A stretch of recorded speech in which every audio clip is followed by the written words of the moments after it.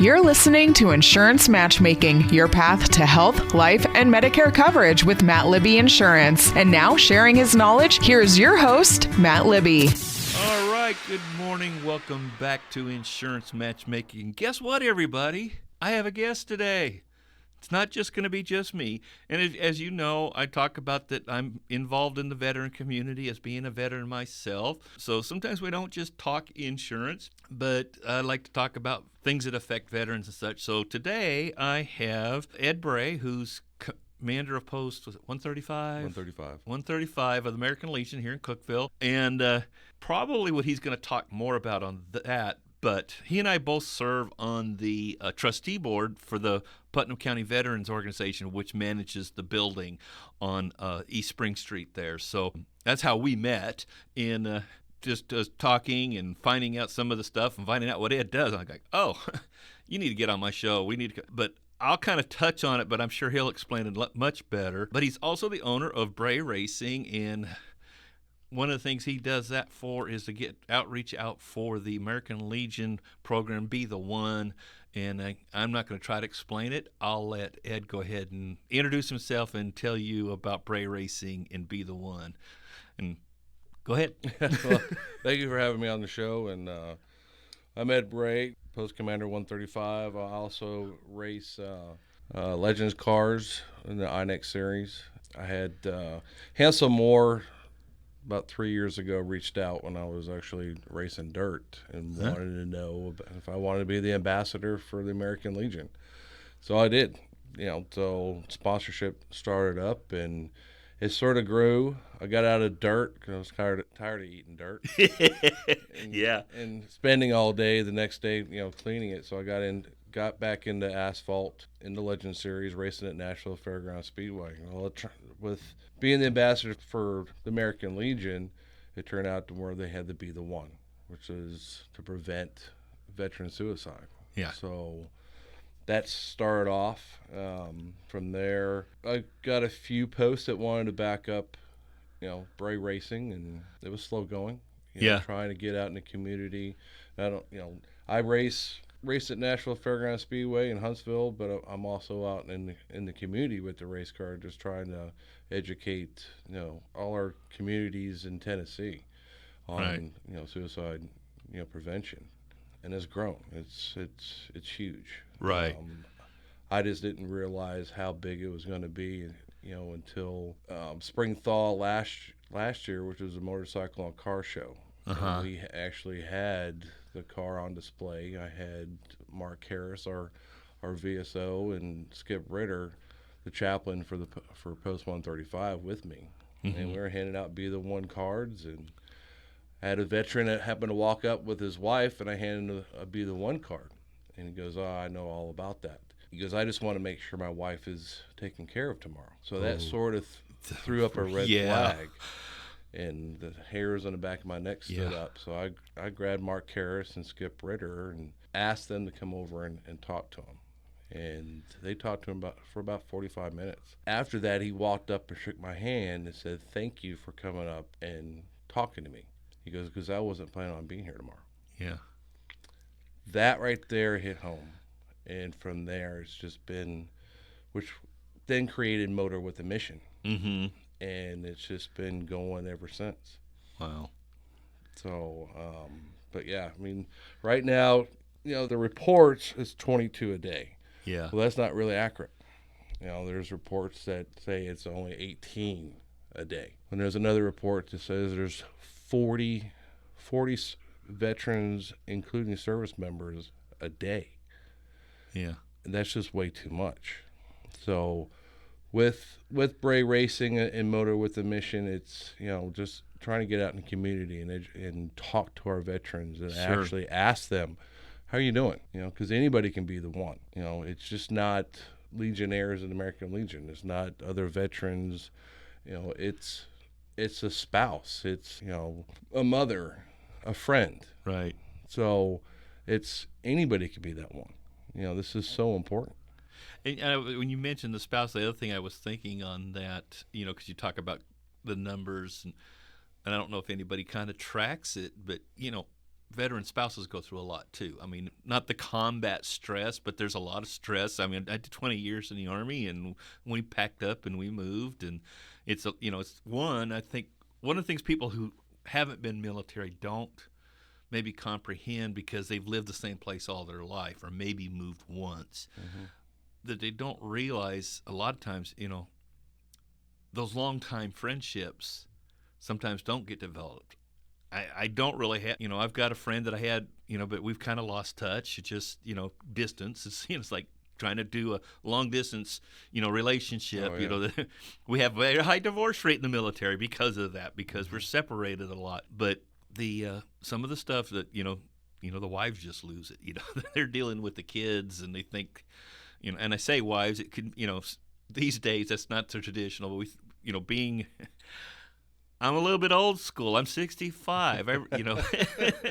I left the Army in 97 after 20 years. So, I go back to kind of those traditional roles of, the military, the veteran was the husband, and the spouse were women, but in a lot of times, and I think that's sometimes where there may be a little bit more stress there. It happens where, the wife, especially since Desert Storm, and we started sending National Guard and reservists overseas to fight wars. Yes. That didn't happen before. I joined at the tail end of just after the Vietnam era, and you had a lot of guys that maybe served, or their draft number was coming up, they joined the National Guard so they wouldn't go to Vietnam, or you had guys that come back from Vietnam but didn't really want to leave the military, but they didn't want to go back to Vietnam, so they joined the National Guard. Absolutely. And so they kept up, that camaraderie, they kept that skill that they learned, because they did want to be military but didn't want to go to Vietnam. Desert Storm flipped that. And It's like now, we did all the drawdowns in the late 80s and the 90s, and it's like, so we don't have active duty to do some of those missions. So a lot of times we do have that wife that's gone overseas, is deployed.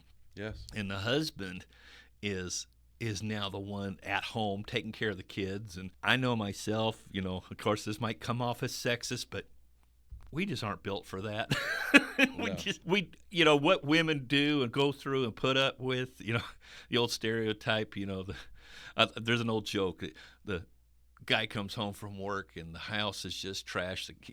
Kids are half naked out in the yard, and, everything's going wrong. And he's like, "What's going on here?" And the wife says, "Well, you know how every day you come home from work and ask me what I did today? I didn't do it." But it's like, it seems, and again, I'm being sexist, I guess, but women just seem to naturally do that. I don't know if it's just because they're nurtured by their mothers, but when guys get in that role, they got to wear both hats. They don't do it well. No. But I was curious, and all this to lead up to a question: is anybody kind of tracking? Is there a stat on the spouse suicides? I'm not sure if there is or not. Yeah. I know that there's been Put you on the spot there. Sorry. No, it's okay. There's a couple organizations that I've been in contact with that actually looks at that. Mm-hmm. But they put together the women spouses and the women veterans. So one of the newest partners that have joined up with Bray Racing is Women Veterans Support Services Incorporated, and their sole mission is focusing on the women veterans, and you have some of the women spouses that actually will be a part of that. Uh-huh. And so what the numbers are, because like you said, they're dealing with stuff that's at home while their husband is off in a different country serving, so they're having to deal with a lot of stuff back here. But when that service member comes back, he's suffering, he or she is suffering PTSD, they're actually suffering that with them. Right.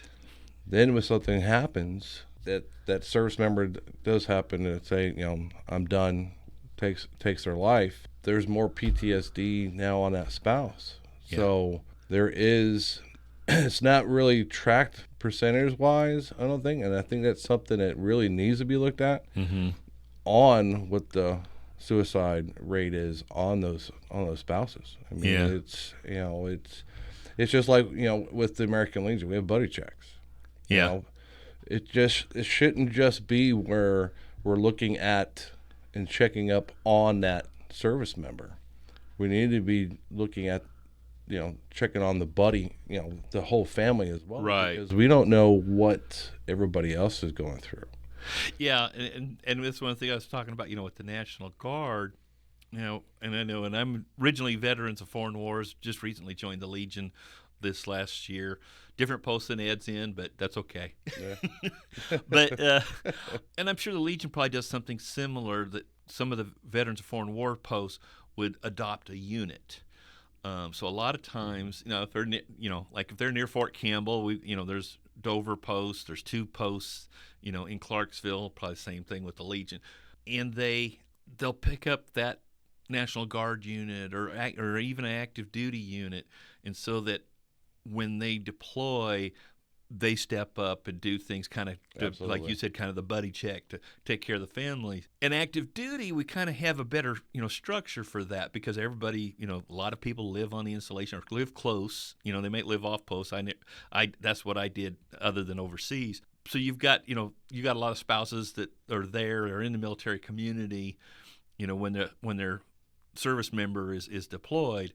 Back home here, it's different. I've got to, talk to people in the 278th. They're all over. It's all over the state of Tennessee. Yeah. And when the units drill, we think, well, gosh, we got this unit real close by. We should have a high membership. And it's like, and then you talk to them, and it's like, some of those people live 100 miles away. When they come in for the drill, there's a lot of National Guard there that weekend or that summer drill or whatever, but they don't live nearby. No, they don't.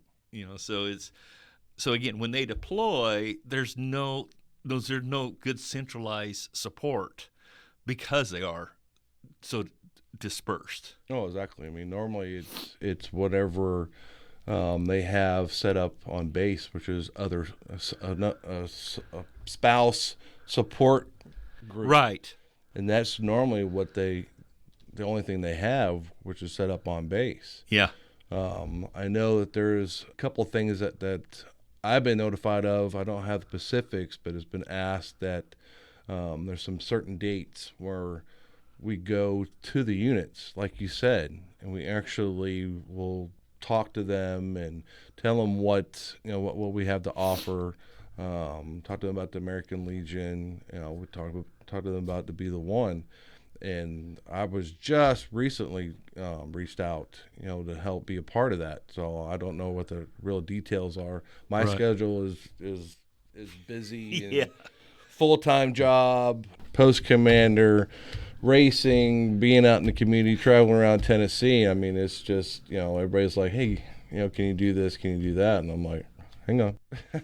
All right. And speaking of hang on, we're actually up on our first our commercial break here, so we're going to take a little break, and we'll be back in a couple minutes. Hi, this is David Price, your local Twin Lakes business solution consultant. When was the last time you evaluated your company's communication needs? Twin Lakes Advanced Gig Speed Fiber Internet enables advanced capabilities for all types of businesses, helping you create a better customer experience and more efficient team. And the best part, Twin Lakes is based right here in the Upper Cumberland, so you get fast, friendly, and local support. Contact me today at 800-644-8582 or visit us online at twinlakes.net to learn more.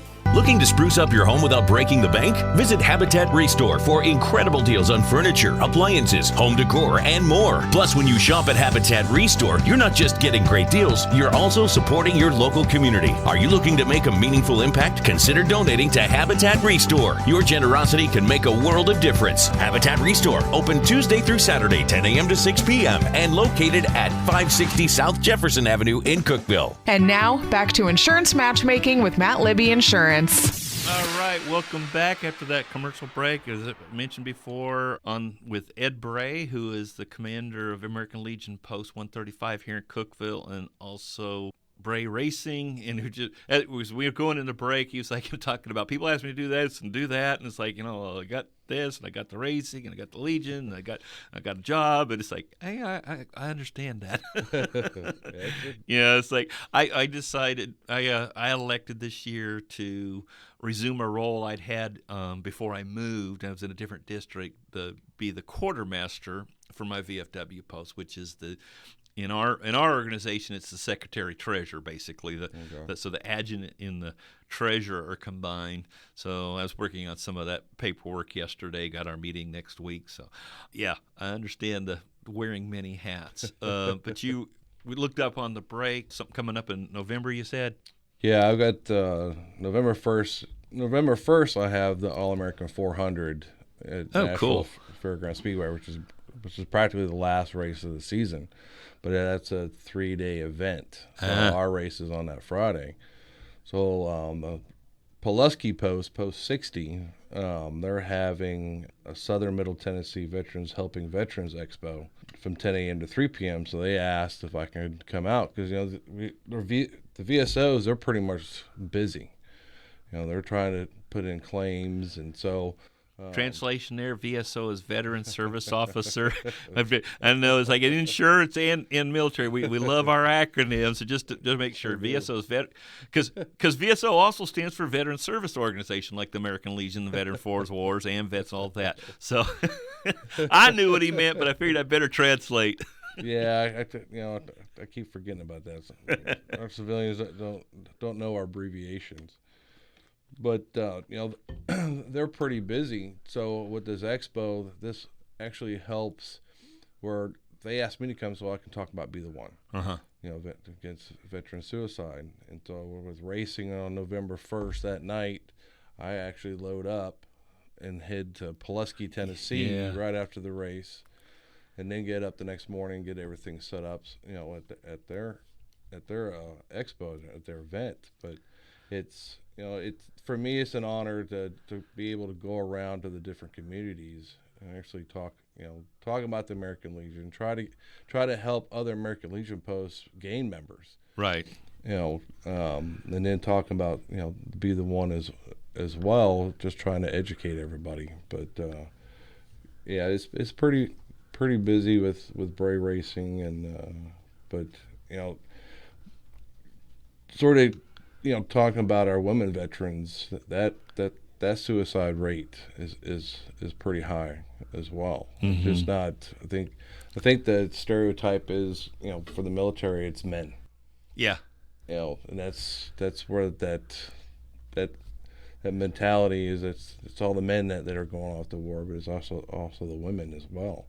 So that's something that for American Legion posts, we actually have to sort of steer and open that gate a little bit and say, oh, by the way, we have women veterans. Right.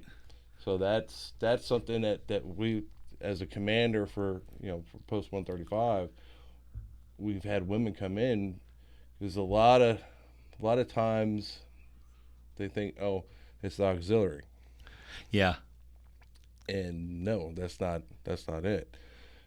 Anybody can join the auxiliary, but we have to be able to accept those women veterans in as well. Yeah. I mean, we have women veterans that are now post commanders. Right. Of American Legion posts. Yeah. And that's amazing. Yeah, I went down for like the first day of the state convention for Veterans Foreign Wars, and I think she's currently junior vice and is stepping into the senior vice this next year at the national level. Oh, wow. That tradition, and I think Legion kind of does it somewhat the same way, that you had that kind of that tradition, as they say, of going through the chairs, that you start in a lower position and move your way up into, and we use in the VFW, we have junior vice and senior vice, and it's kind of the same thing in Legion, but a little different terminology. Yeah. But it used to be the tradition of you would start out in the VFW, and it's kind of changed a little bit, but you would I'm trying to remember which order it is, but we have a post that's called surgeon. You don't have to be a doctor. And then you have the judge advocate. Again, do not have to be a lawyer. Currently, the state judge advocate for the for Tennessee actually is a retired, I think he's a retired judge. So we actually do have a lawyer that is our state judge advocate, but it isn't always the case. But and they would go through those chairs, and so they'd go surgeon, judge advocate, junior vice, senior vice, and then commander. So you kind of knew when you were electing somebody for that lower position, it was almost guaranteed they were going to be the state commander one day. And then a few years ago, the VFW changed that, at least Tennessee did, that was only going to be the junior vice and up. So it's still, some of the people have kind of taken that way, because we had two guys that ran against each other for the junior vice seat 4 years ago, I guess it was, maybe 5 years ago. And the one that won that position is the state commander now, and the other one is the senior vice, because he waited another year and got junior vice, so he's still moving up, but he had to delay his progression a year. It's good. It's bad. It's good in that because it is a training ground. Yeah. So you need that to learn from the person ahead of you, so you can step in and be ready to go. You don't want somebody that's just, I want to be the state commander, I'm going to run for it. It's like, what experience do you have? Well, I ran my company. Well, that's great. That's not the Veteran Service Organization. Well, it's like with American Legion, we have basic training. So it's an online training, which goes over, where the American Legion started, how it got started, and up to this date. But then you have also the department Legion College, so that sort of broadens your knowledge of how to run a post, how to start a post, all the different positions of what their job titles are. What, as a commander, this is what you should be doing. As an adjutant, this is what you should be doing. So, at that base point, that's where your stepping stone starts. Right. And from there, you can, when you got your district commanders, you've got, your for example, Middle Tennessee vice commander. Once you get into there, then you can start looking at the top. Right. Yeah, that's one of the things I think is a little different in the Legion. It's like the three regions of the state. Mm-hmm. You have it's basically like we call it the division, and so you have a commander of that division, but they're a junior vice. So each division is a junior vice. Yeah. Yeah. Where in Tennessee, we used to do kind of a rotation. That's why it was kind of like that every third year. Every third year, it would be a different region of the state. So you'd have a West Tennessee this year, and Middle Tennessee the next, and East, and do that rotation. So it would kind of spread out through the state. It was kind of a gentleman's agreement. There's nothing written that it had to progress that way, but that was kind of the way it was. So yeah, that's one of those things I'm learning. It's a little different how the Legion does it. We didn't. I joined the Veterans of Foreign Wars when I lived in Oak Ridge. We did not have a Legion post in Oak Ridge. There was one in Clinton, and I don't know if but I joined the Veterans of Foreign Wars, snuck in the back door, I always say, because I didn't get shot at. I got stationed in Korea, but Korea is still considered a war zone because we have never signed a treaty with North Korea. So any veteran who's served in Korea is eligible to be in the Veterans of Foreign Wars. They didn't have to be in Desert Storm or Afghanistan, the war on terror and all that stuff. Tell me a little bit about the poker chips. So one of the things with Bray Racing and with the mission, when I'm out in the community across Tennessee, I usually try to, I've been trying to come up with stuff to be able to hand out. Yeah. Normally it was just the American Legion be the one, little business card that explains, be the one on the back. Or it's my business card, it has to be the one. So with Bray Racing and Motor with a Mission, it was trying to get Motor with a Mission out there. Right. So people would actually say, there's a race team. Or when they come up and see the race car, they would actually ask, well, what's this about? So from here, it's something that I can give out to people and our veterans, especially with the little business cars. I've got Bray Racing on the front and be the one information on the back. So normally with partnerships and sponsorships, that's what helps me be able to have stuff to give out. My racing, that's a totally different budget, and that budget's already shot out the window. Yeah. But with partnerships and sponsorship, this is what, helps me get out in the community more, promoting, Be the One and the American Legion. So this is something, I ride a Harley. So if anybody knows about Harley shops, it used to be where you rode around and you got a T-shirt from that one Harley shop. Yeah. Say, hey, I've been there. Well, T-shirts have, now they're like $50. Right. So, you can get poker chips. Mm-hmm. So I went ahead and designed a poker chip, which is a little easier to give out. More durable than a business card. Pretty much. Yeah. And a business card gets wet, or you lose it. Poker chip, you want to hold on to that. That's something that's I think it's kind of like the military tradition of having challenge coins, and so the challenge coin I was looking at, but that's a little pricey. Yeah, plus, no, this is a great idea. Plus, you're not handing challenge coins out to everybody. Right. That expensive, would shoot to the roof. But these are inexpensive, and it's something that somebody actually has, and they kind of go, oh, Be the One, Bray Racing. Yeah. Now, my experience on with challenged coins, and I may be wrong on this, but I think it stems from in Germany we had called the Pfennig check. Yes. In the Pfennig it's the German word for penny, mm-hmm. and there still is a 1 Pfennig coin. And I say Pfennig, it's P-F-E-N-N-I-N-G, Pfennig. You don't use them. I mean, when I was overseas, we weren't really using pennies. We would round up to the nickel, so you can kind of and their money, just the exchange on it was, it was basically a worthless coin. So it was one of those things people kind of threw them away. But the thing was, and the tradition was, and those it was easy to do, was when you're sitting in that Gasthaus, that local pub, and having a beer, and somebody pulls out their Pfennig out of their pocket, and they go Pfennig check. And if somebody doesn't have one, they're buying the round. That's right. You're buying everybody's beer.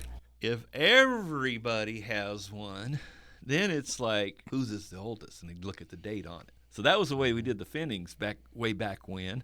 And so then started kind of doing the challenge coins. So then kind of the thing was, well, who'd you get your coin from? Whether how much it ranked or not. I know at Fort Campbell we had the air assault coin. It was just a generic coin, and then you started having commanders started doing their own coins. So you had certain unit coins. So you might get one from a battalion or brigade commander. If you got it from that, major. If you got it from the commanding general, you kind of you could kind of trump everybody's coin with that. And I've got a few. I don't carry any of them because I'd be listing if I wore if I had all my coins in my pocket. I actually created a coffee table display that's glass. It's all boxed in, and everything that I've gotten from when I was a contractor in Afghanistan and my military service, and then I've got all my you get challenge coins from Harley shops too. Yeah, so I've got them. So, but talking about the Pfennig, I actually do have a Pfennig. Not on me. It's actually, and I'm sure I've got one somewhere. And believe it or not, we're coming up on the end of our time. Oh, wow. So it goes fast. And, what's best ways for people to find you? So on Facebook, you can look up Bray Racing. That's basically the best way on Facebook. Everybody can follow me from there. If they have any questions, they can message me. They want to know more about Be the One and the mission, they can message me on that too. All right. Well, I've got to wrap this up. We may try to do another show and maybe have continue next week. I don't know yet, but we'll see. Until then, see you on the radio. You've been listening to Insurance Matchmaking with Matt Libby, your path to health, life, and Medicare coverage with Matt Libby Insurance.